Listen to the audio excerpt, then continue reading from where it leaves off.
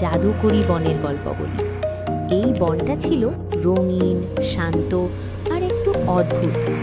সকালের নরম আলো গাছের ফাঁক দিয়ে ঢুকে পড়তো আর পুরো বনটা যেন স্বপ্নের মতো লাগতো। এই বনে থাকতো একটা খুব সুন্দর খরগোশ।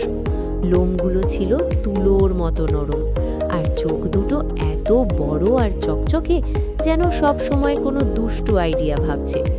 খরগোশটার সবচেয়ে বড় শখ ছিল নাচ। সে যখন খুশি হতো তখনই লাফিয়ে উঠত, কান দুটো দুলতো আর নিজের মতো করে নাচ শুরু করে দিত। একদিন খরগোশটা নাচতে নাচতে বনের ভেতরে ঢুকে পড়ল। হঠাৎ সে দেখল গাছের ফাঁক থেকে একটা শান্ত সুন্দর হরিণ বেরিয়ে আসছে।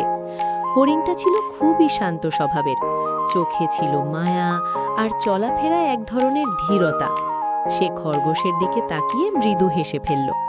খরগোশ একটু লজ্জা পেল, তারপর বলল, আমি নাচতে খুব ভালোবাসি। হরিণ হেসে বলল, নাচ মানে আনন্দ, আনন্দ ছড়িয়ে দাও। এই কথাটা খরগোশের মাথায় ঢুকে গেল।